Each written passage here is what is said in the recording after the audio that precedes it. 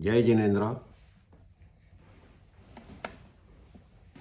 મહિના પછી ફરી ચાલુ કરીએ છીએ. 3-4 વીક ટ્રાવેલિંગમાં ગયેલા. સો નાવ હવે થોડો લાંબો સમય ચાલુ રહેશે. ઉત્તરાધ્યન સૂત્ર, બીજું ચેપ્ટર, પરિસહ. આપણે ઉત્તરાધ્યન સૂત્ર હાથમાં લીધું છે, એને સમજવું, એને જાણવું બહુ ઇમ્પોર્ટન્ટ છે. ભગવાનની છેલ્લું દેશના જે ગણધરોએ આપણા સુધી પહોંચાડી. So the second chapter is about Parisaha. The meaning of Parisaha we had seen કે આવતા દુઃખોને, કયા દુઃખો? તો uninvited, which we have not foreseen, આપણે જોયા નથી, અને આપણા અશુભ કર્મના ઉદયથી એ સામે આવી જાય છે. એ દુઃખો ને પરિસહ કહેવાય છે. અને એ દુઃખોને રિસ્પેક્ટફુલી સહન કરી કાઢીએ. In Jain religion, what is respectful? Respectful is without any કસાય, ક્રોધ, માન, માયા, લોભ, રાગ કરવો કે દ્વેષ કરવો, એના સિવાય જો આપણે જે ભાવમાં રહીએ, that is respectful.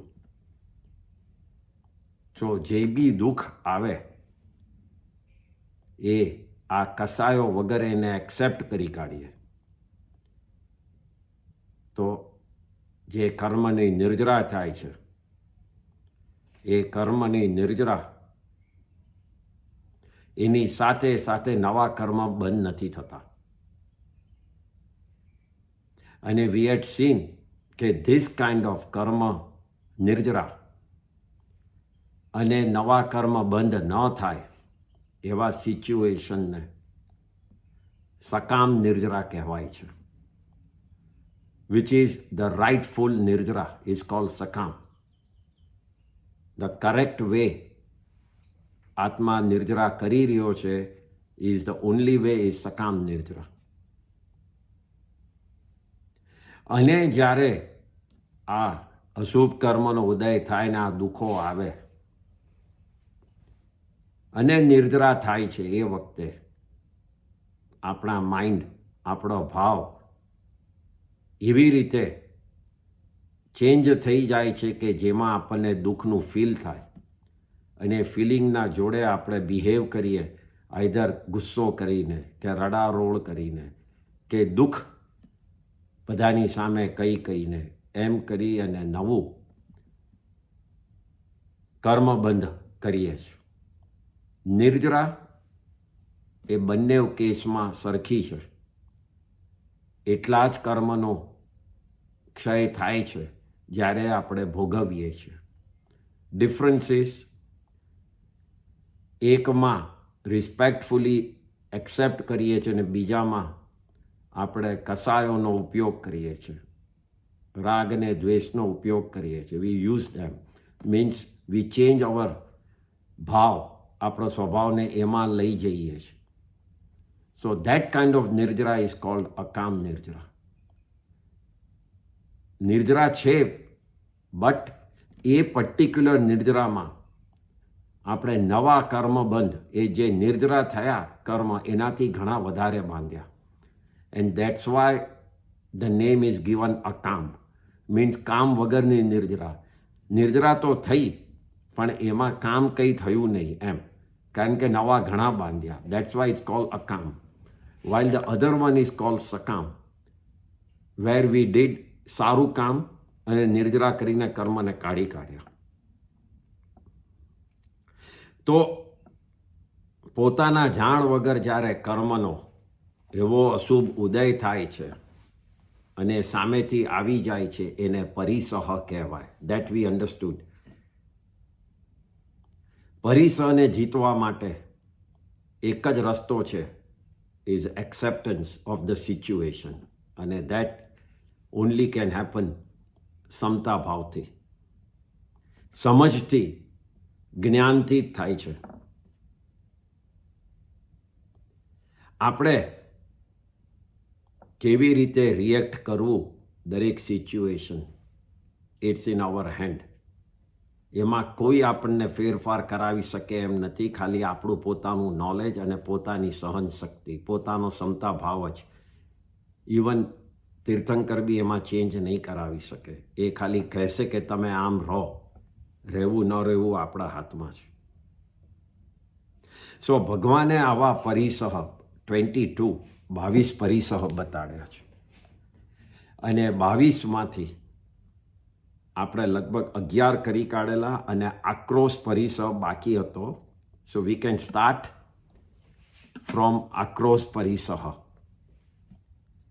Which is number 12. આપણે એમાં થોડું કરેલું હતું, પણ વિલ રીકેપ ઇટ. 12મો પરિસહ ઇઝ આક્રોશ પરિસહ, જે ગુસ્સો કરે, ગાળો આપે, ખરાબ વચન બોલે, એને આક્રોશ કહેવાય. ધ વર્ડ આક્રોશ મીન્સ ગુસ્સો કરવો, કોઈને ગાળો આપવી, કોઈને ખરાબ વચનો બોલવા. If you see in all the કસાય, 4 કસાય છે, એમાં પહેલું ઓલવેઝ ક્રોધ કહેવાય છે. ક્રોધ, માન, માયા, લોભ.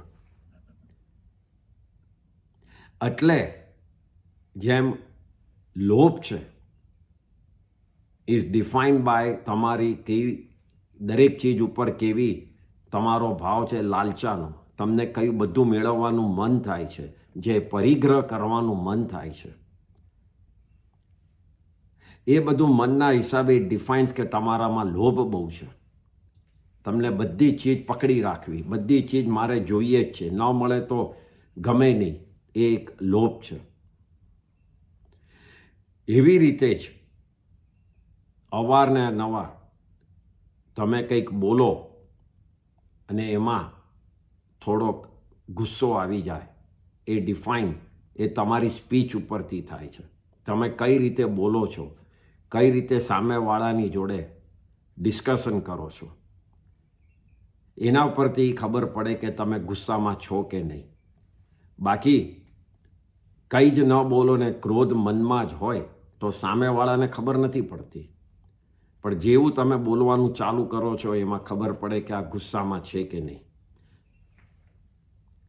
એ જ ગુસ્સો આપણો સ્વભાવ એવો બની ગયો છે, આટલા વખતના સંસ્કારો, કેટલા ભાવોના, ઇઝ નોટ અબાઉટ ઓનલી આ ભાવ, પણ પાસ્ટથી કેટલાય ભાવોથી આપણે એવા કર્મ બાંધીને આવ્યા છે કે ઇમિડિયેટલી રિએક્શન થઈ જાય છે. કોઈ કંઈ બોલે ને ન ગમે એટલે સામે સીધું ચીડ થઈ જાય છે, ગુસ્સો આવે છે, શોર્ટ ટેમ્પર થઈ જઈએ છીએ, તરત જ આપણે બોલી લઈએ છીએ, સમજ્યા વગર આપણે તરત બોલીએ છીએ.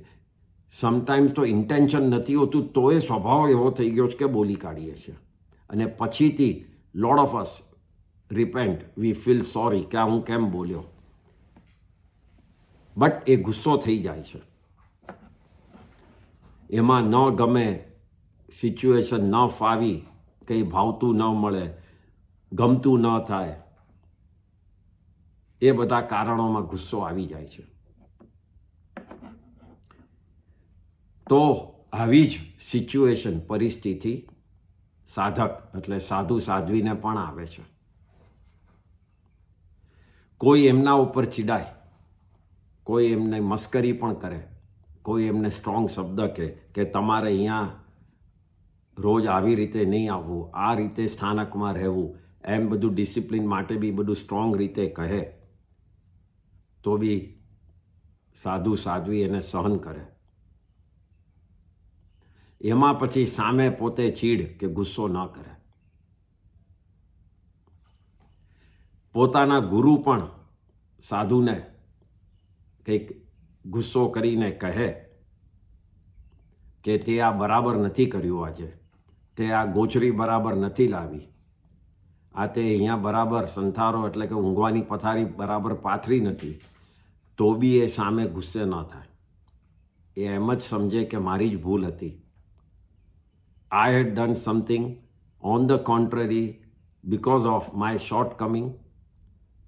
મારા ગુરુએ ગુસ્સો કરવો પડ્યો. That is how they will think.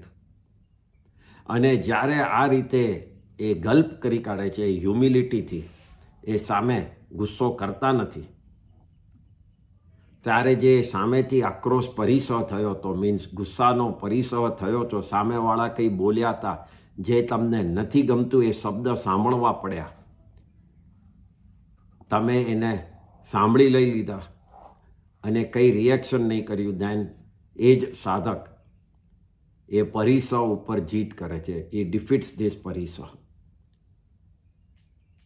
ગુસ્સાની સામે ગુસ્સો કરો, દેન આ પરિસહ તમને હરાવે છે. અને ગુસ્સાની સામે તમે શાંત રહો તો તમને આ પરિસહને તમે હરાવ્યો છે. આવા કેસમાં શ્રાવકે શું કરવું? આપણે સમજવાનું એ છે કે કોઈ પણ આપણા ઉપર ગુસ્સો કરે છે ત્યારે આપણે સામે બે સિચ્યુએશન ઊભી થાય છે. Always there are two situations which are there. The first situation is કે કોઈ આપણું વડીલ, એલ્ડર, કે કોઈ એવી મોટી વ્યક્તિ, કોઈ VIP જેવી વ્યક્તિ, પર્સન જે આપણા ઉપર ગુસ્સો કરે કે ચીડ કરે, ત્યારે because of that status, because આ એલ્ડરનું સ્ટેટસ છે, આપણા વડીલ છે કે કોઈ મોટો માણસ છે, એ જોઈને આપણે ગુસ્સો નથી કરી શકતા. એ સ્ટેટસ આપણને અટકાવે છે, આપણું મન આપણને નથી અટકાવતું. So that is the one situation that come across. And the second situation એવી હોય છે કે કોઈ આપણા ઉપર ગુસ્સો કરે અને એ જ સામે આપણે પણ ગુસ્સો કરી અને એ સામેવાળાને ચૂપ કરી શકીએ છીએ. એ બીજી સિચ્યુએશન કે આપણે એ વખતે ગમ ખાવાની જરૂર નથી હોતી. તો પહેલી સિચ્યુએશનમાં આપણે ગમ ખાવું પડે છે, પણ એમાં હજી શું રહી ગયું છે? તો ભાવમાં અને મનમાં એ માણસ તરફ ગુસ્સો રહી ગયો છે, ચીડ રહી ગઈ છે. વડીલ હોય કે કોઈ મોટું માણસ હોય, આપણને ચીડ ચડેલી હોય છે અંદરથી, હજી અંદરથી ખાઈ જ જતું હોય છે આપણને, બોલી નથી શકતા બહાર. એનો મિનિંગ શું થયો? એનો મિનિંગ કે આ પરિસર તમને હરાવ્યો, કારણ કે ભલે તમે ફિઝિકલી બોલી નથી શક્યા બહાર વચનથી, પણ અંદર કર્મબંધ તો ચાલુ જ રહ્યો છે, કારણ કે અંદરના ભાવોમાં ચીડ ભરેલી છે. તો ફર્સ્ટ સિચ્યુએશનમાં કર્મબંધ હજી ચાલુ જ છે, એટલે તમે આ પરિસરને જીતી નથી શક્યા. બીજી સિચ્યુએશનમાં ગુસ્સો કરવાની કેપેસિટી છે આપણી પાસે. વી કેન ગેટ એંગ્રી અને સામેવાળાને આર્ગ્યુમેન્ટ કરી શકીએ છીએ, પણ એમાં એ વખતે વિચારીએ છીએ કે નથી કરવો, ખોટા ઝઘડા થશે, ખોટો કર્મબંધ થશે. આમ સારા વિચાર કરી અને ગુસ્સાને દૂર કરી અને શાંતિથી જ સામે વાત કરીએ, ભલે પેલાએ ગુસ્સો કર્યો, તો એ સિચ્યુએશનમાં જે તમે કંટ્રોલ કર્યો છે, દેટ્સ ધ રિયલ ગુસ્સાને કંટ્રોલ કર્યો છે. તમે રિયલી એંગરને ઓવરકમ કર્યો છે. પોતાની શક્તિ, પોતાની સ્ટ્રેન્થ હોય અને પોતે સાચો ધર્મ સમજ્યો હોય, ત્યારે જ કર્મબંધને અટકાવી શકશું. પોતાની સ્ટ્રેન્થ યુઝ ગુસ્સો કરવા કરતાં ગુસ્સો ન કરવામાં વાપરવાની છે. It's more difficult. Same strength to control yourself is more difficult than to express yourself. You can express very quickly. ચીડ એકદમ જલ્દી આવશે, પણ ચીડને દબાવી દેવી બહુ ડિફિકલ્ટ છે. એક ચીજ એ વખતે ખાસ યાદ રાખવી જ્યારે આવી સિચ્યુએશન આવે, કે ગુસ્સો જે આપણા ઉપર કરે છે અને આપણે જે ગુસ્સાને સાંભળીએ છીએ, એ બંનેનું કોમન ફેક્ટર શું છે? તો બંનેને કોમન ફેક્ટરમાં છે અશુભ કર્મનો ઉદય. જે બોલે છે એને પણ અશુભ કર્મનો ઉદય છે, એટલે એને સ્પીચ એવી થઈ ગઈ છે. અને તમારો પણ એવો અશુભ કર્મનો ઉદય છે કે you get to hear this words.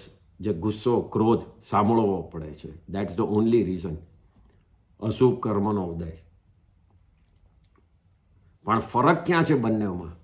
તો ફરક એ છે કે જે બોલે છે એ નવા કર્મબંધ બાંધતો જાય છે, અને આપણે જે સાંભળીએ છીએ એ કર્મનો ઉદય છે, અશુભ કર્મનો ઉદય.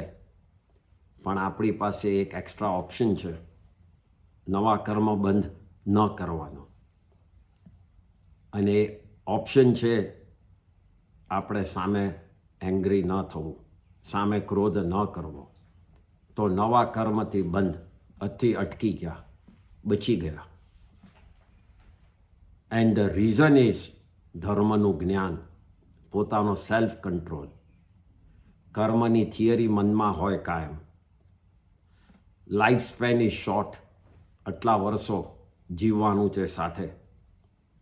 આ બધા પોઈન્ટ માઇન્ડમાં કોન્સ્ટન્ટ રહેતા હોય, દેટ હેલ્પ્સ કે આપણે ગુસ્સો ન કરી, સહન કરીએ અને નવા કર્મ બંધ ન કરીએ. એક ટ્રુથ છે જ કે ગુસ્સાથી કોઈ ચીજ સેટલ થતી નથી. એ પાક્કું જ છે. Is a thumb rule. ગુસ્સો કરી સામેવાળાને નીચે પાડી નાખીએ અને આપણે જો એમ સમજતા હોઈએ કે મેં કંઈક સેટલ કર્યું, તો એ આપણી ભૂલ છે. કારણ કે સામેવાળાના ભાવમાં, એના મનમાં તો તમારા તરફ ચીડ રહી જ છે. એટલે તમે એના નિમિત્ત બન્યા છો કર્મબંધના. તો તમે સેટલ કેવી રીતે કર્યું કહેવાય કોઈ ચીજ? આ જ નિમિત્ત તમને આગળ આવીને ઊભું રહેશે, આ ભાવ કે પરભાવમાં. તો you have not settle that situation. You have created a chain reaction કે બેની વચ્ચે એ ચાલુ જ રહે. ગુસ્સો કરી કોઈની પાસેથી પૈસા લઈ લો અને આપણે એમ માનીએ કે મેં સેટલ કર્યો હિસાબ, એ આપણી ભૂલ છે. કશે ને કશે ચૂકવવું પડશે, કારણ કે સામેવાળાએ એક્સેપ્ટ નથી કર્યો જે હિસાબ તમે કર્યો છે એ બરાબર છે કે નહીં. એને તો એમ જ છે કે મારા પૈસા ખાઈ ગયા. તો દેટ એ આપણને નાઇટમેર સામે આવીને ઊભું જ રહેશે એક દિવસ. અને પૈસા જશે ત્યારે ખબર નહીં પડે કે કેમ ગયા હતા. એ વખતે આ કેસ યાદ નહીં હોય કે મેં બી કોઈના લઈ લીધેલા, ગુસ્સો કરી, ચીડ કરી, ઝઘડો કરી. આ જ ગુસ્સાથી ઇમિડિયેટ ઇફેક્ટ છે તબિયત ઉપર. હાઈપર ટેન્શન, બીપી, શુગર, એ બધાનો પ્રોબ્લેમ થાય છે. આપણે ગુસ્સાથી કોઈનું ઇન્સલ્ટ થઈ જાય છે, જે પછીથી આપણે ખૂબ રિગ્રેટ કરીએ છીએ. પણ ઇન્સલ્ટ એકવાર થઈ ગયું તો થઈ ગયું. અને ગુસ્સો કર્યા પછી પણ જો એ મનમાં કન્ટિન્યુ જ રહ્યો અને we did not cut off, તો કર્મબંધ કોન્સ્ટન્ટલી ચાલુ જ રહે છે.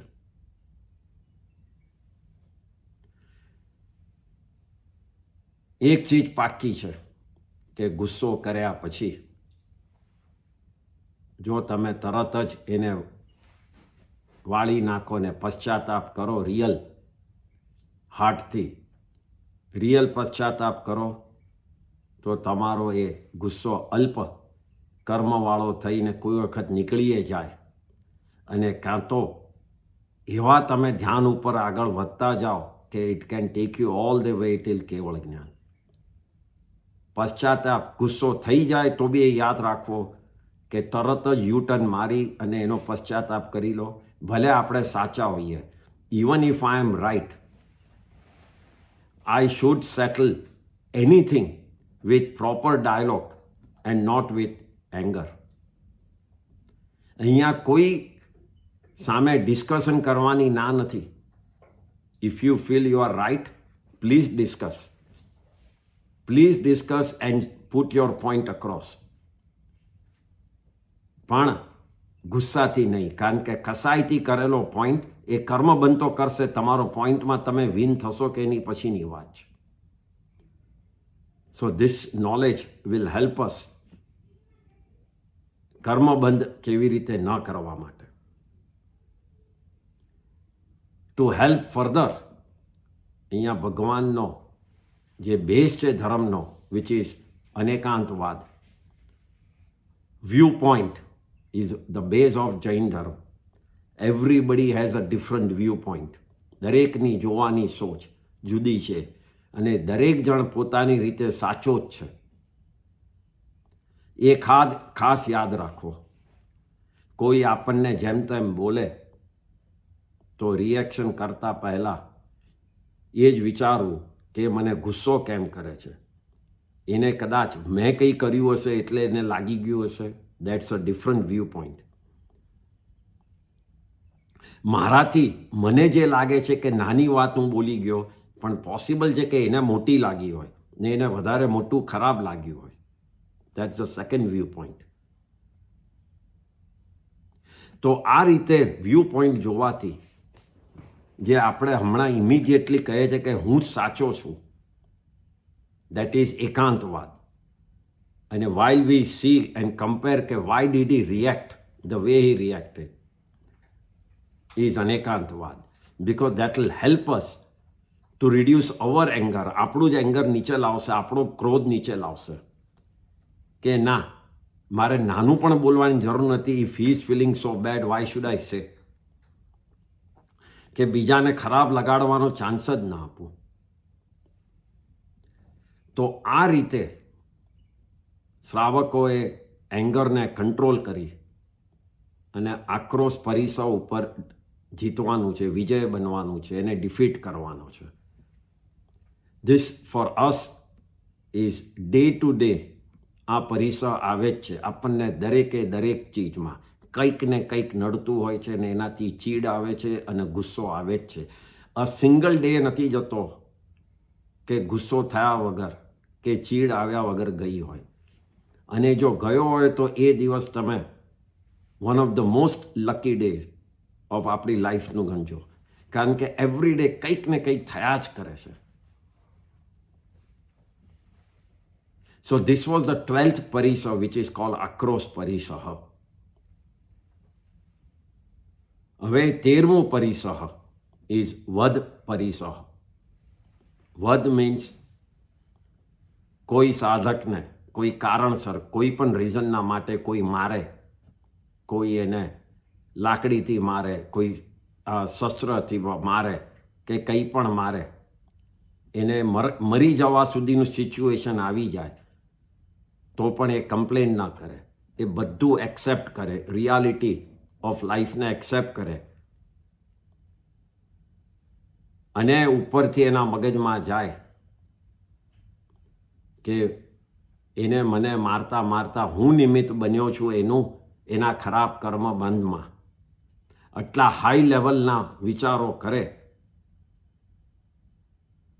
તો આ જે વધ પરિસર છે, મીન્સ લાઈફ થ્રેટનિંગ સિચ્યુએશન જે આવે છે એમાં એ વિજયી બને છે. એ ડિફીટ્સ દેટ.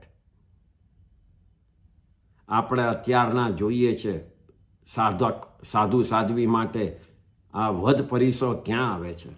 તો રિયલ અત્યારના મોડર્ન લાઈફમાં we hear every week or every month કે કોઈ ટ્રકવાલાએ સાધુ સાધ્વી વિહાર કરતા હતા અને એક્સિડન્ટ કરીને ઉડાવી દીધા. ઇન્ટેન્શનલી નહીં તો અનઇન્ટેન્શનલી, પણ એક્સિડન્ટ તો થયો. અને એ એક્સિડન્ટમાં લાઈફ થ્રેટનિંગ એક્સિડન્ટ એટલે મરવાના અણી સુધી આવી ગયા, તો એ વખતે પણ સાધ્વી શાંતિથી આલોચના કરી, 18 પાપ સ્થાનકને પચકાવી, દરેક જીવોને ખમાવી, અને એ ટ્રક ડ્રાઈવર ઉપર ક્રોધ કર્યા વગર, કંઈ પણ એનો વાંક નથી એવા ભાવથી એ પોતાનો લાઈફ પૂરી કરે, તો એને આ વધ પરિસર જીત્યો કહેવાય. આ જ રીતે you can defeat this. Here મને એક એક્ઝામ્પલ આપવું છે ફ્રોમ ધ ગ્રંથ. આપણે પહેલાં એક્ઝામ્પલ જોયું નથી અને ઇઝ વેરી ઇન્ટરેસ્ટિંગ. 20મા ભગવાન મુનિસુવ્રત સ્વામીના ટાઈમની વાત છે. એક રાજા હતા. એ રાજાને એક કુંવરને એક દીકરી કુંવરી, જે both brother and sister, good affection, બંને જણ એકબીજાની જોડે ખૂબ જ મળતું અને સાથે મોટા થયા. મોટા થયા એટલે રાજાએ પોતાની દીકરીના લગ્ન કર્યા. એ રાજા બીજી રિજનના રાજા હતા, એની જોડે એની લગ્ન કર્યા. એ રાજાનું નામ દંડક. એટલે રાજકુંવરી તો પરણીને બીજે જગાએ ગઈ. રાજકુમારનું નામ હતું સ્કંદક. એક દિવસ શું થયું, તો પેલા બીજા રાજાએ પોતાના સાસરે એના મિનિસ્ટર એટલે મંત્રીને મોકલ્યો. મંત્રીનું નામ હતું પાલક. That મંત્રી was મિથ્યાત્વી, total against Jain religion, even against most of the religion. એને એક જ મનમાં વિચાર કે હું દરેકની જોડે આર્ગ્યુ કરી અને દરેકને મારા વ્યૂ પોઈન્ટથી જ એક્સેપ્ટ કરાવું કે આ ધર્મ જેવી કોઈ ચીજ જ નથી. જૈન ધર્મ તો એમાં સાવ કામનો નથી, એ ખોટો જ ધર્મ છે. એવી પ્રકારનો એ ભારે મિથ્યાત્વી હતો. તો એ મંત્રીનું નામ પાલક. સો દેટ મંત્રી પાલક એ આ રાજા એટલે કે પોતાના રાજાના સસરાને ત્યાં આવ્યા. ત્યાં રાજસભામાં બેઠા હતા અને દેન દેવર અધર લર્નેડ પીપલ. સો ઇન વાતોમાં આ બધા પોઈન્ટ્સો નીકળ્યા અને he started giving his argument કે કેમ ધર્મ અને કેમ જૈન ધર્મ ખોટો છે. એ પોતે ખૂબ જ હોશિયાર હતા આર્ગ્યુમેન્ટમાં. So most of the learned પીપલને એક્સેપ્ટ કરવું પડ્યું એ જે કહેતો હતો. એટલા ફાઇન રીતે એના આર્ગ્યુમેન્ટ હતા.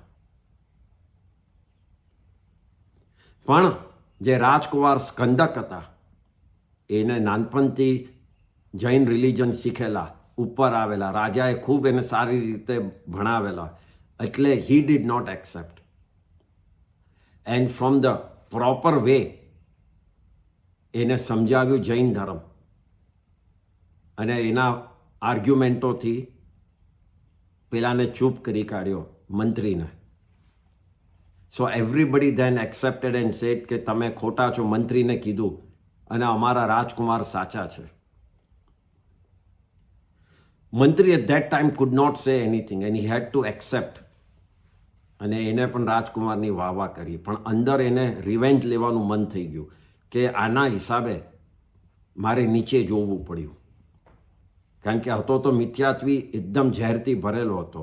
એટલે કે એક દિવસ હું આ રાજકુમારને હું બતાડી લઈશ. મંત્રી પાછો પોતાના ગામમાં જતો રહ્યો. એક દિવસ મુનિસુવ્રત સ્વામી પ્રભુનું સમોસરણ હતું, ત્યારે આ રાજકુમાર સ્કંદક એમાં સાંભળવા ગયા. સાંભળીને એમને સંસાર તરફ એમનો રાગ નીકળી ગયો અને ભગવાન પાસે એમણે અને એમના બીજા 500 ફ્રેન્ડ્સ હતા, 500 ફ્રેન્ડ, એણે સાથે લઈ અને ઓલ 501, 501 જણે દીક્ષા લઈ લીધી. પોતે ગુરુ બન્યા અને 500 એમના ફ્રેન્ડો એમના ચેલા બન્યા. ભગવાનની પાસે દીક્ષા લીધી. દીક્ષા લઈ અને ખૂબ ભણ્યા. જૈન ધર્મનું, તત્વજ્ઞાનનું બધું જ નોલેજ લીધું અને પછી પોતે આચાર્ય પદ આવ્યા. પોતે આચાર્ય સ્કંદક મુનિ નામ થયું એમનું. તો આચાર્ય સ્કંદક મુનિને 500 શિષ્ય એમ એ લોકો સાથે હતા.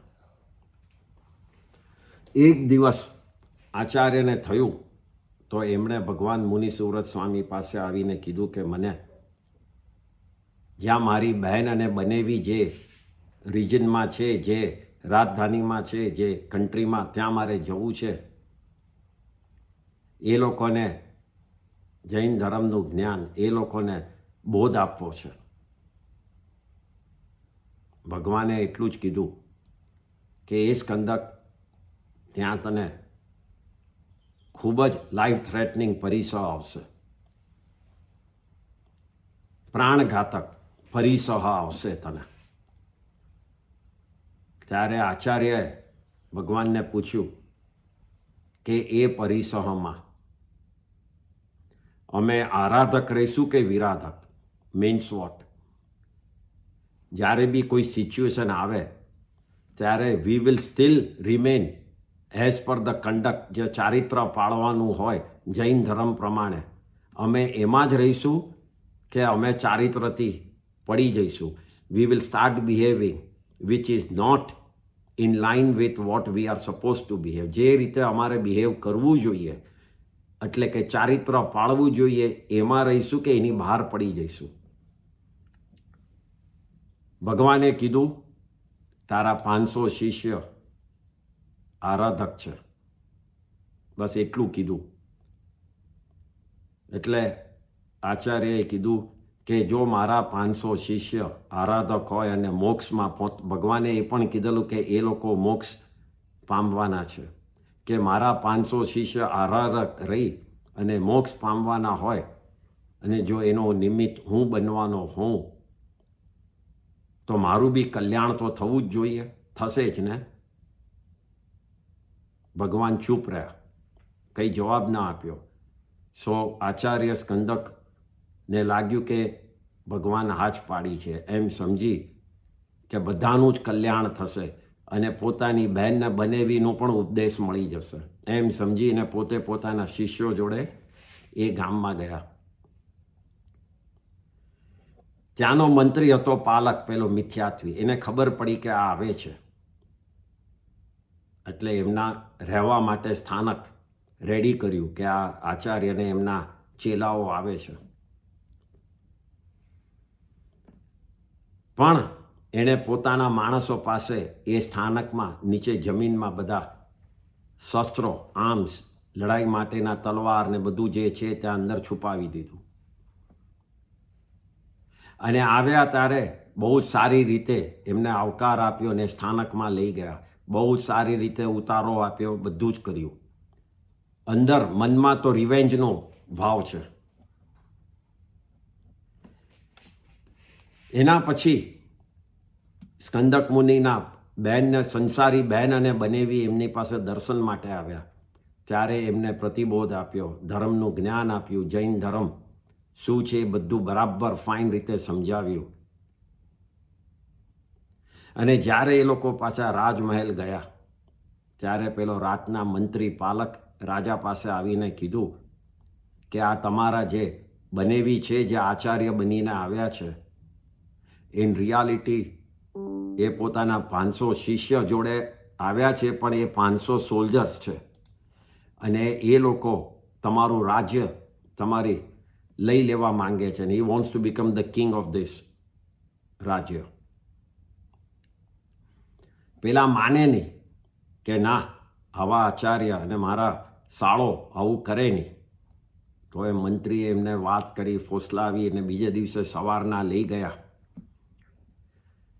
ગયા અને જ્યાં પોતે પેલા સ્થાનકમાં ઉતર્યા હતા ત્યાં એને જે બધા શસ્ત્રો દટાવ્યા છે પોતાના જ માણસો પાસે ખોદાવ્યા અને બતાડ્યું કે જુઓ આ બધું લઈને આવ્યા હતા ને અહીંયા રાતના એમને સંતાડી દીધેલું, બધું રાઈટ ટાઈમે યુઝ કરવા માટે.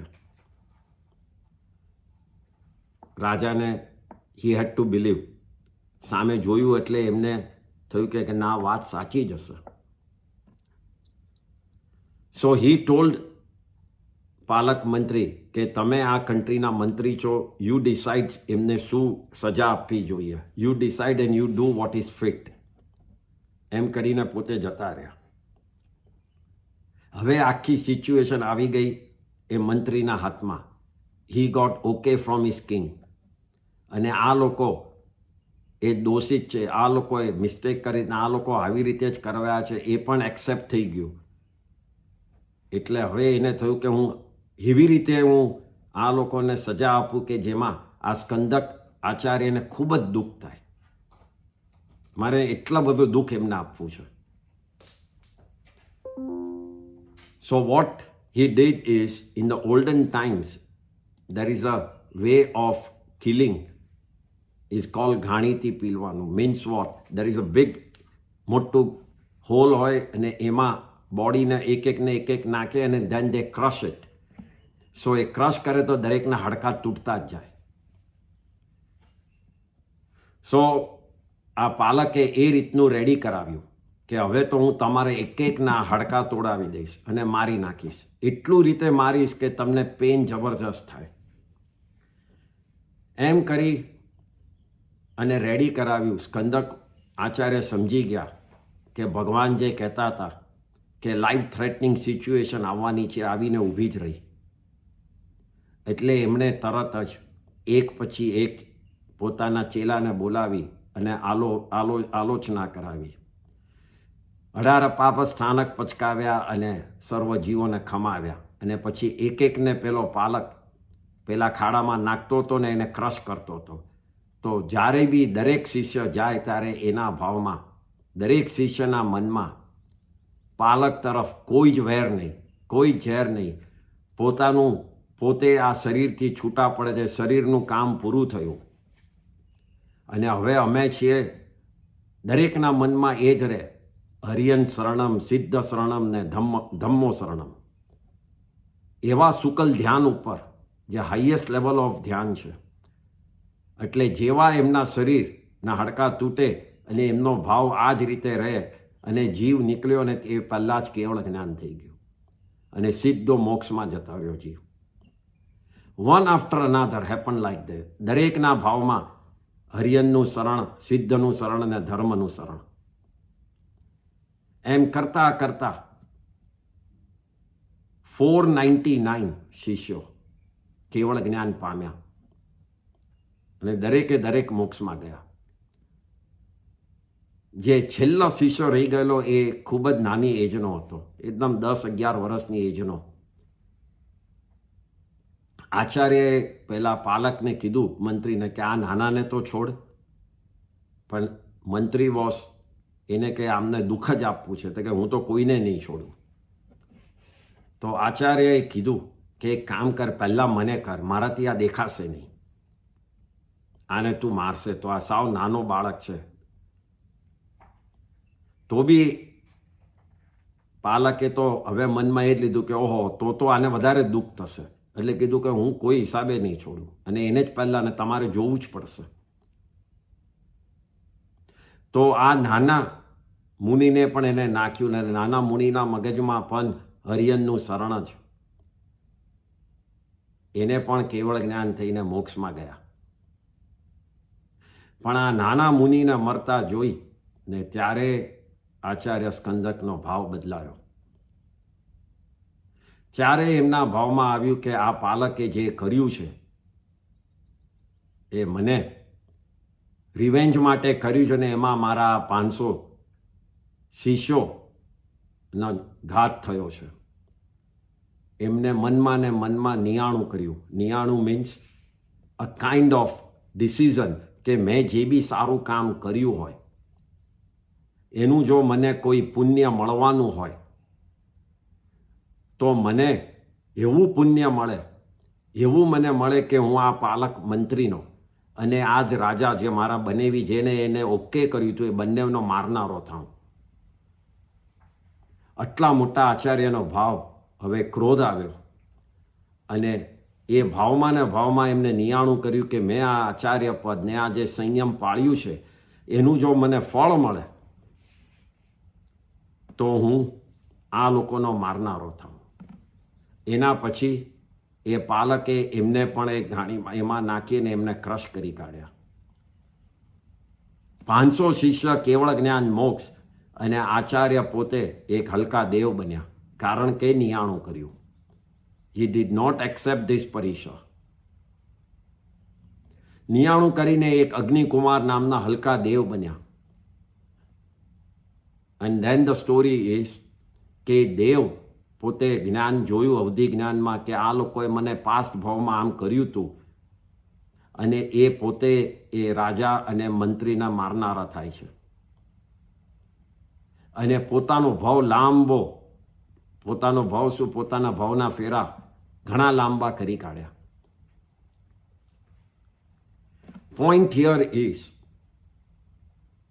પોઈન્ટ ઇઝ કે આચાર્ય પાસે સૌથી હાઈએસ્ટ જ્ઞાન હતું એમના શિષ્યો કરતા. But at one point he lost અને પરિસરની સામે પોતે હારી ગયા. while the other શિષ્યો had less knowledge, પણ એમને જે કહેવામાં આવેલું કે કોઈમાં પણ કોઈ પણ ચીજમાં ક્ષમતા રાખજો અને ફેથને એક્સેપ્ટ કરજો અને કોઈનો વાંક નહીં કાઢતા, નિમિત્તનો વાંક નહીં કાઢતા, પોતે જ અશુભ કર્મનો બાંધનાર છે અને ભોગનાર છે. એ બધું જ નોલેજ જેટલું હતું ખાલી લિમિટેડ, એનાથી હરિયન શરણ અને સિદ્ધ શરણના હિસાબે એ લોકો કેવળ જ્ઞાન પામ્યા. અને આટલા જ્ઞાનવાળા આચાર્ય એ પોતે હારી ગયા, કારણ કે પોતાનો સ્વભાવ બદલાઈ ગયો અને પોતે એમાં ક્રોધ લાવી દીધો. તો વધ પરિસર આ 500 જીત્યા અને એક આચાર્ય હાર્યા. તો આ રીતે વધ પરિસરમાં એ સમજવાનું છે કે નોલેજ લઈએ, મેઇન પોઈન્ટ એ છે આપણા માટે. એ નોલેજ લઈએ છીએ નોલેજ માટે નથી લેતા, એ નોલેજ લઈએ છીએ એનો યુઝ કરવા માટે લેવાનો છે. We must apply on a day to day life even the smallest gain that we have in knowledge. થોડુંક બી હોય, જો ફરક પડ્યો આપણામાં તો સમજજો કે આ રોજના લેક્ચરો એ કામમાં આવ્યા, અને એ આપણે પોતે જ માપી શકશું કે મારામાં કંઈ ફરક પડ્યો છે કે નહીં. આ બધી સ્ટોરીનો મિનિંગ એ જ છે. આ સ્ટોરીથી કંઈ આપણને કંઈ ફરક નથી પડવાનો અને નથી આવી ટાઈપનો પરિસર કંઈ આજના જમાનામાં જવાનો કે 500 જણને એકસાથે મારી નાખે ને બધું. સવાલ એ છે કે આ જો એક્ઝામ્પલ્સો બધા મનમાં રહેશે, ઇટ વિલ હેલ્પ અસ કે which way to go.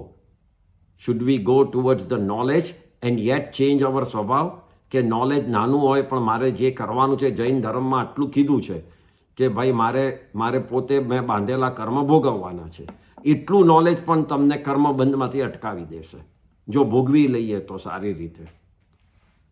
So that is why all these stories come across. So that was the Vad Parisah. The 14th is a Yachana Parisah. What is Yachana? Yachana means માંગવું, to ask. સાધક સાધુ સાધ્વીને જે પણ જરૂરિયાત ચીજો હોય, કપડાં હોય, પાત્રો હોય, બધા વોરવા માટેનું, ખાવાનું લેવા માટેના, પછી ખાવાનું હોય, એ બધી ચીજ મળે કેવી રીતે? તો there is only one way, is માંગીને. એમની પાસે પૈસા તો હોય નહીં કે પોતે બજારમાં જઈને ખરીદે, શોપમાં જઈને ખરીદે, પણ માંગીને જ મળી શકે. ધીસ માંગવું is also extremely difficult ચીજ. તમારામાં ખૂબ જ નમ્રતા હોય, ખૂબ જ તમે તમારી જાતને એવા નીચે લાવી દીધા હોય કે જે મનમાં કંઈ ન હોય, કારણ કે આપણને છેલ્લે સ્વમાન તો હોય જ છે. C ego is a wrong line, ખોટી તરફ જવાની વાત છે, પણ સ્વમાન એ પોતાનું માન સાચવવાની વાત છે. એ બેમાં ફરક છે. પણ માંગવામાં તો સ્વમાન પણ નથી હોતું કે ભાઈ મને આ ધર્મ પાળવા માટે મને આ જોઈશે, એવી રીતે મનમાં કોન્સ્ટન્ટ વિચાર કરવું પડે છે. એમાં તો પાછું કોઈ આપે કે ન આપે, કોઈ ઇન્સલ્ટ બી કરે. એવું તો ઘણી વાર બન્યું છે કે તમે હજી ગઈકાલે તો ગોચરી માટે આવ્યા હતા અને પાછા આજે. આમ હાથ લાંબો કરવો જરાય ઇઝી નથી. પોતાની સંયમ પાળવા માટે ઘણું ડિફિકલ્ટ સહન કરવી પડે છે. 10 માળ આપણા બોમ્બે જેવા સિટીમાં 10 માળ ચડ્યા પછી ખબર પડે છે કે ઘરમાં કોઈ હતું જ નહીં, કે હજી ખાવાનું બન્યું જ નહોતું. તો પણ એ વખતે માંગવા નીકળેલા સાધુ કે સાધ્વીને ગુસ્સો ન આવે કે ઓકે, એમ જ સમજે કે મારે આ અહીંયાથી મળવાનો લાભ નહોતો. આમ એ એક્સેપ્ટ કરે તો આ યાચના પરિસરને એ ડિફીટ કરી શકે છે. આ જ યાચના પરિસર ભગવાન મહાવીરે અગેન એન્ડ અગેન આપણને ડિફરન્ટ રીતે સમજાવી છે. One of the way to make it difficult, આ યાચના એટલે કે માંગવાનું ડિફિકલ્ટ કરવા માટે એક પ્રકારનું તપ છે. એને વધારે ડિફિકલ્ટ કરવા માટે માંગવામાં પણ ભગવાને અમુક બાદ એટલે કે અભિગ્રહ મૂક્યા. વોટ ઇઝ અભિગ્રહ? અભિગ્રહ મીન્સ ડિફરન્ટ કન્ડિશન્સ. કે મને આમ હશે તો જ હું એક્સેપ્ટ કરીશ. એક તો માંગવું અને એમાં પણ કન્ડિશનથી means it becomes very difficult. આપણી પાસે કન્ડિશન કેવી હોય કે 10 ચીજ સામે પડીએ છે અને એમાંથી મારે કોઈ પણ એક ચીજ જોઈએ છે. એમાં અભિગ્રહ નથી, પણ એકે ચીજ નથી સામે ને એમાં પણ હું એ કન્ડિશન કરું કે આમ હશે તો જ હું લઈશ. દેટ ઇઝ અભિગ્રહ. ભગવાનનો મેઇન અભિગ્રહની સ્ટોરી આપણને બધાને જ 99% ખબર છે. એ સ્ટોરી બિટવીન ભગવાન મહાવીર અને ચંદનબાળા. ભગવાને 13 અભિગ્રહ કર્યા હતા. 13 ડિફરન્ટ કાઇન્ડ ઓફ કન્ડિશન્સ મૂકી હતી એક વોરવા માટે, અને એ કન્ડિશન ફૂલફિલ નથી થતી ફોર 5 મહિના અને 25 દિવસ સુધી. We all know this story. Every day એ ગામમાં આવતા અને he goes around and he says, કોઈને કહેતા નહોતા. કોઈ દાડો અભિગ્રહ મીન્સ જે બી કન્ડિશન છે કોઈ કહે નહીં, અધરવાઇઝ ધ કન્ડિશનનો મિનિંગ નથી. તો એ રીતે ભગવાન રોજ ગામમાં આવીને રોજ પાછા જાય, અને જ્યારે એમનો અશુભ કર્મનો ઉદય પૂરો થયો અને શુભ કર્મનો થયો તો એ 13 કન્ડિશનવાળી સિચ્યુએશન આવીને ઊભી રહી ચંદનબાળાની, જેમાં એક તો રાજકુંવરી હોય, એ સ્લેવ તરીકે હોય, માથે વાલ ન હોય, હાથમાં કડી હોય, પગમાં બેડી હોય, એવી રીતે 3 દિવસનો ઉપવાસ કરેલો હોય. આમ 13 કન્ડિશનો આપણે એમની સ્ટોરીમાં આવે છે. તો ભગવાને પોતાની લાઈફમાંથી એ જ સમજાવ્યું કે યાચના કરવી પડે એ આપણા ધર્મમાં છે, કારણ કે સંયમ માર્ગ માટે જરૂર છે. અને એમાં ન મળે તો ભાવ બગાડતા નહીં, કારણ કે પોતે તો યાચના કરતા અભિગ્રહ એડ કરીને ન મળે તોય ભાવ નહોતા બગાડતા. તો આપણે એક યાચનામાં શું કામ ભાવ બગાડવો? એમ સાધુ સાધ્વીને સમજાવવા માટે આ વન ઓફ ધ અભિગ્રહનો એમને કેસ કરેલો. એમનું એવરી લાઈફમાં દરેક ચીજ વોટ હી હેઝ ડન, ભગવાન Mahavir was to give sum kind of knowledge to the coming પેઢીઓ, બધાને જ આપણા સુધી કંઈક ને કંઈક નોલેજ પોતે જ કરીને બતાડ્યું છે કે આમ કરવાથી આમ. નાવ પ્રોબેબલી એન્ડ મોસ્ટ ઓફ આપણામાં આમાંથી એકે આજના જમાનામાં કરી શકીએ એમ નથી, આટલો સ્ટ્રોંગ અભિગ્રહ કે બધું. બટ પ્રિન્સિપલી એ સમજાવવા માંગતા હતા કે યાચનામાં તકલીફ પડવાની છે, માંગવામાં તકલીફ 5મા આરામાં પડવાની છે, બટ એમાંથી તમારો ભાવ નહીં બગાડતા. એક ચીજ ઓછી મળે કે વધારે મળે એનાથી તમારો ભાવ નહીં બગાડતા. That is what he wanted to tell. So this was the 14th પરિસહ, વિચ ઇઝ યાચના પરિસહ. The 15th Parisa is called Alabh. Alabh means લાભ એટલે કંઈ મળવું. If you get something, એ તમને લાભ મળ્યો.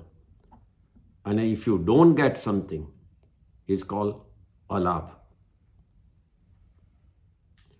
જ્યારે કોઈ શ્રાવકને ત્યાં ગયા અને સૂઝતું ન મળ્યું સાધકને, શ્રાવકને ત્યાં ગયા ને હજી ખાવાનું ગેસ ઉપર જ હતું, અચેતની જોડે સચેત ભેગું હતું, એર કન્ડિશન લાઇટો ચાલુ હતા, કાં તો ઘરે કોઈ હતું નહીં, રસોઈ હજી બની નથી, ઘરમાં કોઈ મોટી પાર્ટી ચાલી રહી હતી. આવા બધા અલગ અલગ કારણોના હિસાબે સાધુ સાધ્વી ઘરથી લીધા વગર પાછા જાય તો એમને અલાભ પરિસર થયો. જે ઘરથી લાભ મળવાનો હતો એ મળ્યો નહીં. ગામડામાં વિહાર કરતા કોઈ એવા ઘર જ ન આવે કે જ્યાં એમના નિયમ ખબર હોય અને એ પ્રમાણે એમને કંઈ મળે. ઘણીવાર વિહારમાં એવા ઘરો આવે જે ગરીબ ઘરો છે, પોતાને જ ખાવાનું ઇનફ ન હોય, તો એમાં પણ એ અલાભ સમજી અને પોતે સહન કરી લે, ઉપવાસ કરી કાઢે. અને આવું તો આજે પણ બને છે. અને વિચાર કરે કે સારું થયું, આજે મારું તપ થઈ ગયું. આ રીતે સહન કરે તો સાધુ સાધ્વી આ અલાભ પરિસરને ડિફીટ કરી શકે છે. અહીંયા શ્રાવકો માટે, આપણા માટે ખૂબ જ ઇમ્પોર્ટન્ટ ચીજ છે આ અલાભની સમજવાની. શ્રાવકોને તો અલાભ ખૂબ જ આવે છે. 8 કર્મ એ આપણને ખબર છે. 8 કર્મ કયા છે? જ્ઞાનાવરણીથી અંતરાય કર્મ એ 8 કર્મો છે ટોટલ. એમાંથી જે 8મો કર્મ છે એ છે અંતરાય કર્મ. અંતરાય કર્મ એટલે અટકાવે.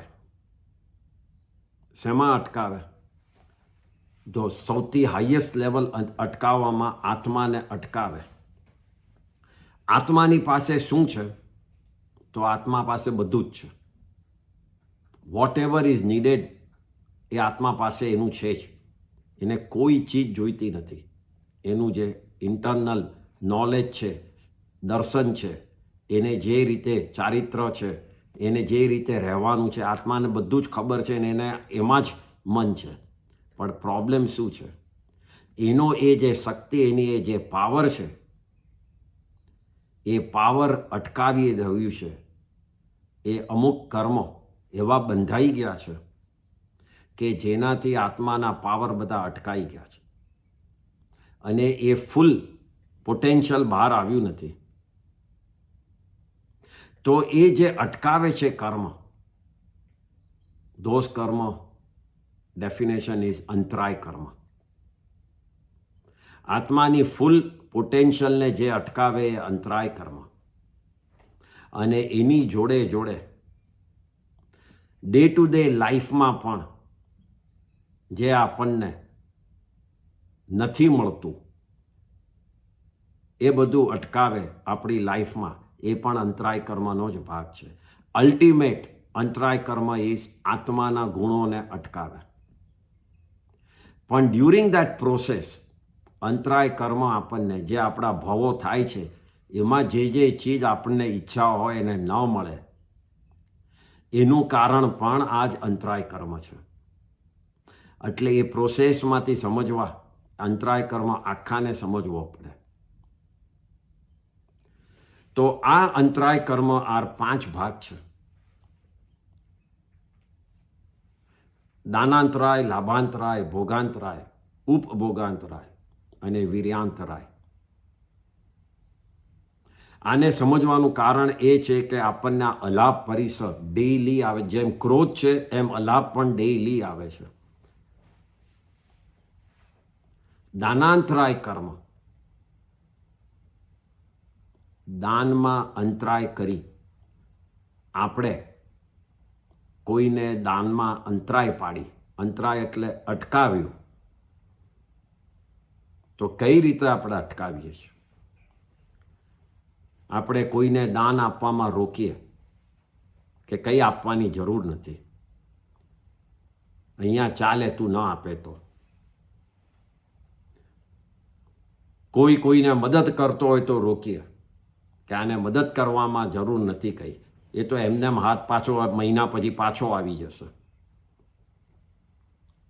કોઈ કોઈને આપતો હોય તો કે આપણે અટકાવીએ કે આટલું આપવાની જરૂર નથી, ઓછું આપ, ચાલશે, હવે તારે કંઈ એટલું બધું આપવાની જરૂર નથી. આપણા પેરેન્ટ્સ વિલમાં લખીને ગયા હોય કે મારા તરફથી મારા પૈસામાંથી 1 કરોડ રૂપિયા દાન કરજે, અને ગયા પછી આપણા હાથથી છૂટતું જ ન હોય એટલે કરવાનું એ ભૂલી જઈએ. કોઈ મંદિરના ટ્રસ્ટ કે ઉપાશ્રયના ટ્રસ્ટમાં ટ્રસ્ટી હોઈએ, ટ્રસ્ટનો નિયમ છે કે એક્સ પૈસા ખર્ચવા જ જોઈએ ધર્મના માર્ગ ઉપર, કે બીજા જૈન ધર્મને બરાબર ફોલો કરી શકે. આઈધર મંદિર બનાવો છો, સ્થાનક કરો છો, કાં તો બધા રસોડાઓ કરાવો છો કે લોકોને ત્યાં ખાવાનું મળી શકે, એમ કરીને જુદી જુદી રીતે દાન કરવાનું હોય છે.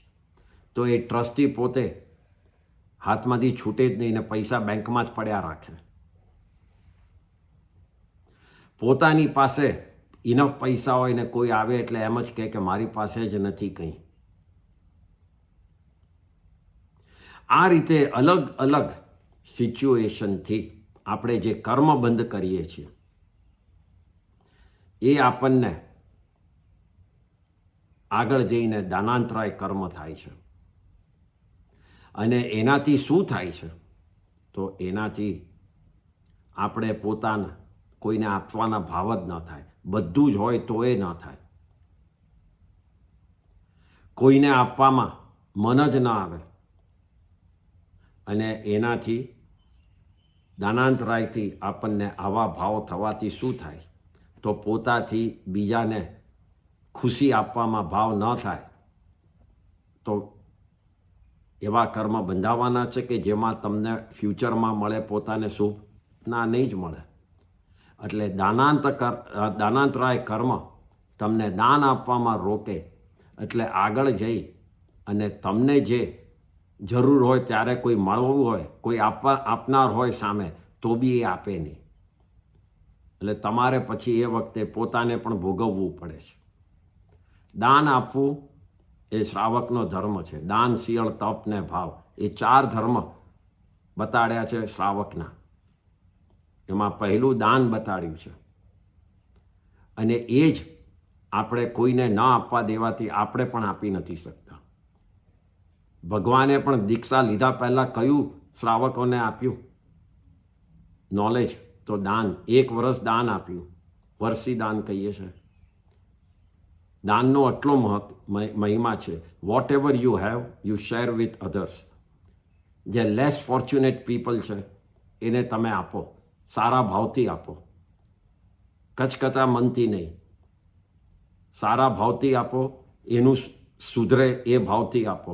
એ જ રિયલ દાનમાં હેલ્પ કરી. બાકી દાનાંતરાય કર્મ કોન્સ્ટન્ટલી બંધાયા, આપણાથી કંઈ છૂટે જ નહીં કોઈને આપવું, એ વર્સ્ટ ચીજ છે. આગળ જઈને આપણને મળે જ નહીં કંઈ.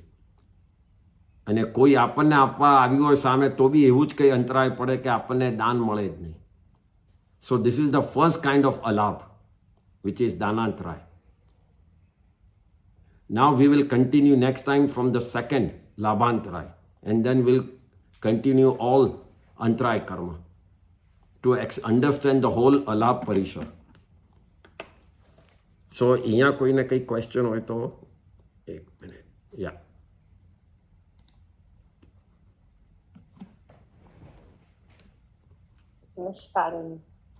नमस्कार.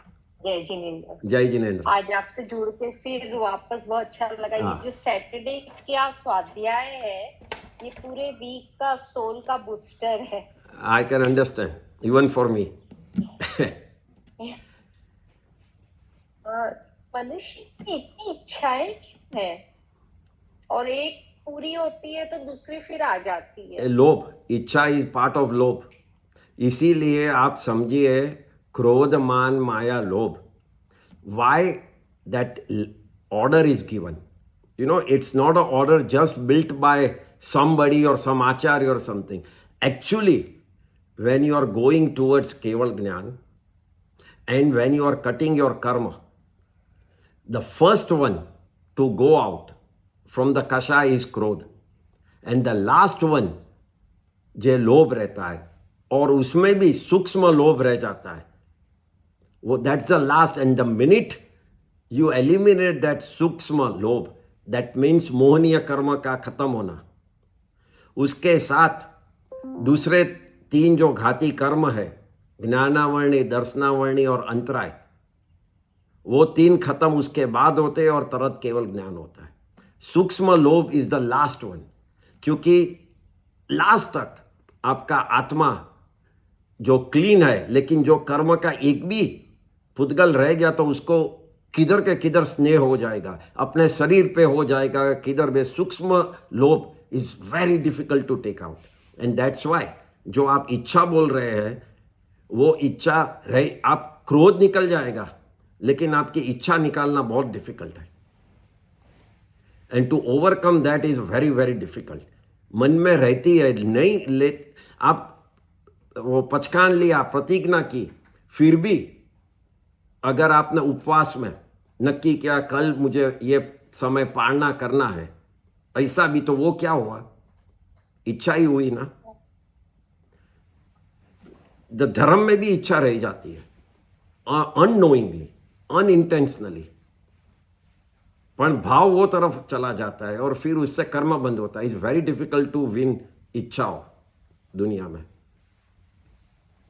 धर्म की जो इच्छा होती है फिर वो अकाम है या सकाम? नहीं, धर्म करने इच्छा तो काम की है कि मुझे आगे बढ़ना है. See there is from a very basic level कि मुझे समाइक करना है, मुझे माला गिननी है और मुझे धर्म करना है. वहाँ से इच्छा चालू होती है, अच्छी इच्छा. वो बढ़ते बढ़ते मुझे श्रावक बनना है, आगे बढ़ते बढ़ते मुझे साधु बनना है, आगे बढ़ते बढ़ते मुझे संयम मार्ग पे बराबर चलना है, और आगे बढ़ते बढ़ते कि शरीर पर भी ध्यान नहीं रखना है, जो होगा वो होगा. आगे बढ़ते बढ़ते कि आत्मा को मोक्ष पे ले जाना है इतना, और उसके बाद में जो नेक्स्ट लेवल होता है वो आत्मा का मोक्ष के साथ भी विचार नहीं, क्योंकि at that time the guy, the person, he knows कि moksha is a result, is not something that I have to do here. मुझे इधर नहीं करना है, वो मोक्ष मुझे मिल जाएगा, मैं कुछ नहीं करूँगा तो मुझे खाली मेरे में रहना है, यानी कि आत्मा में रहना है, तो मोक्ष ऑटोमेटिकली मिल जाए. तो वो भी इच्छा नहीं होनी चाहिए. But we are far from there. We are still at a level कि मुझे माला गिननी है, समाई करना है, आज चौवियार पालना है, आज आठम है, पाकी है, 14 है तो वो पालना. We are still at that level which is very good. At least we have started. But उससे इच्छा सो तो अभी एट दिस लेवल इच्छा को आपको अगर डेविएट करना है तो अच्छी इच्छा करिए. आज श्रावक बन के वो भी इच्छा करे, मुझे दान देना है, वो इच्छा करो. मुझे आज क्रोध नहीं करना है, मुझे किसी को हैप्पी बनाना है. ऑल दैट इज श्रावक की इच्छा. So we can change our mode, अपना भाव इच्छा में कॉन्स्टेंटली अच्छी इच्छा करके. लेकिन टुडे इच्छा एलिमिनेट करना, निकाल देना बहुत डिफिकल्ट है. अच्छी इच्छा पूरी हो जाए तो फिर उसको बार बार सोचना भी नहीं चाहिए. नहीं, मैंने किया वो तो अभिमान हो गया ना, फिर मान में चले गए. ये मैंने किया, इसीलिए वो कहावत होती है ना, दान करके कुएं में डाल, एक कहावत है.